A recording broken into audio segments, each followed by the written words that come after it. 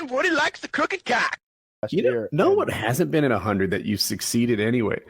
Your sleep schedule is not what people would call ideal. Yeah. And it hasn't caused any trouble for you, it would seem. No, I get my 8 to 10 hours a day no matter what.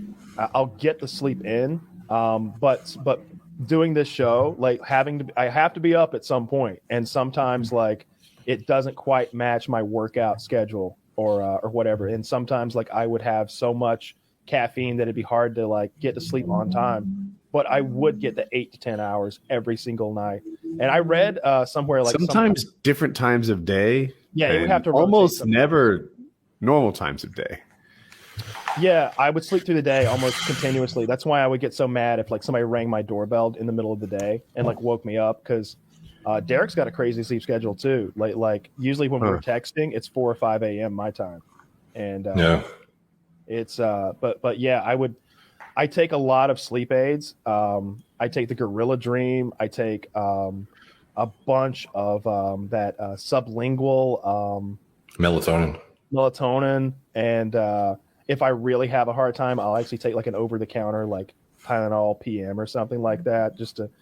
That sleep's super duper important. I think a lot of people undervalue like how important getting a full 8 to 10 hours of sleep are. Because I read this article about some guy who broke some powerlifting record. I don't remember what lift it was, but he was saying that he was sleeping 14 hours a day, like leading up to like his like prep for the contest. And that kind of stuck in my mind, like, your body's kind of like growing and repairing itself like during that time that you're asleep. If our only goal here is to get big and fucking strong, whenever we're not working out, we should probably be getting as much sleep as possible. And so I had no problem getting some extra sleep. When you're on the vertical diet, all the red meat, how do you keep your cholesterol under control? It just regulates itself if you have everything balanced. Like it's like you're going to get your protein from somewhere. So it's like, in general, you have a lean, like high quality cut of meat, like a bison. And then the rest of your diet is filled with like, rice and like other micronutrient, not that rice is micronutrient dense. That's like not, it's just a way to get calories in. If you're trying to gain muscle, it's easily digested, blah, blah, blah. But the other stuff, everything is designed to be like well tolerated. And it's not like you're having the fatty like McDonald's, fucking trans fat ridden stuff. You're having like high quality grass fed bison from like a butcher or something. Like that kind of thing isn't going to totally nuke your lipid profile. So in general, you shouldn't really have a problem maintaining like a high quality blood work if you're eating high quality food. It's just a matter of like guys who are getting the bottom of the barrel shit that are going to end up with problems. If you're eating that 80% lean ground beef, you're going to fuck your cholesterol up. I spend a little extra. Yeah. Oh, yeah, because you're doing like 96.4 or something, right? Is sugar terrible for your cholesterol? I know you're in the middle of a thought, but I thought sugar was a big part of why cholesterol was bad. No?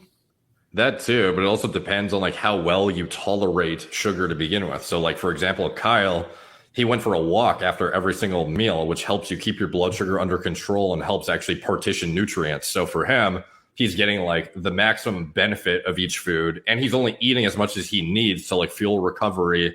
And in a deficit, not even hitting his like physiologic needs. He's literally losing weight.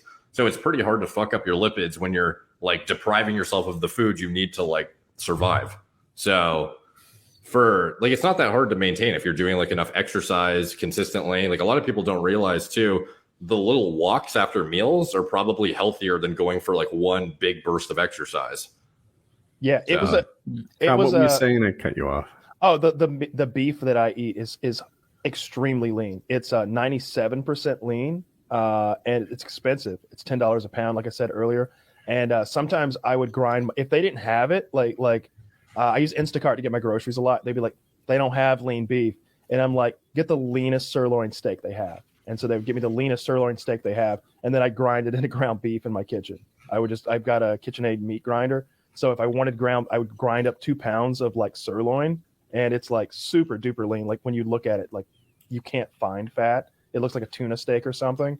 And I would just use that. So like I never ate even 90% like ground beef. Everything was just super, super, super lean. Like there's no cholesterol in my diet. It's so calorie dense. I can't afford it, right? Like if you're eating that, If you're eating like those 10 almonds I eat a day are the fattiest thing I eat. Probably the most calorie dense thing I eat every day is 10 almonds.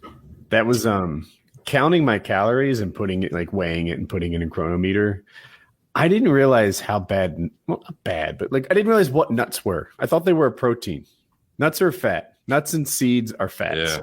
And it'll fuck your diet if you have too many of those.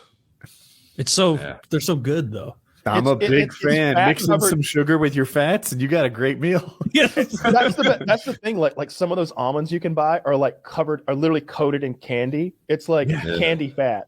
It's your brain loves it. Your brain is like, oh, you found the fucking tree of life. You found fat covered in candy. Yeah, throw some M&Ms in there and some raisins, and you got yourself a good snack. We'll be able to survive for weeks like this on the Serengeti. Meanwhile, your brain doesn't know that you live on a couch. Yeah. And then you weigh it. Like if you weigh a bowl of trail mix, right? I used to have a bowl of trail mix as I plumped up, and it's like 1,800 calories or 2,000. Yeah.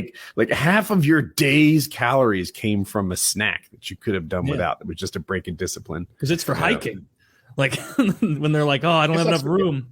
Yeah. Hiking, sleeping. I mean, you do you. I do it Netflixing, you know. Sometimes I like to have 1,400 calories of pistachios and go directly to bed. One thing I would do is I would usually save like 200 calories from my diet every day because I knew I would always wake up in the middle of the night. And I know it's not good for sleep, supposedly, but I had these like 200 calorie protein bars, and it was like, seems like I can get an extra burst of protein synthesis if I have a protein bar like in the middle of it. Like I wake up at 3 a.m. or not at 3 a.m. I'd wake up at noon because that's my 3 a.m. and I would have like a carb killer like protein bar that was just nothing but like 200 calories of protein. And like, I don't know, I would eat those. I would eat one of those almost every night when I would wake up, because I'd wake up starving. I would wake up and my stomach would just like growl. I ended on that note. I love the wordplay. That was the best shit I've ever heard.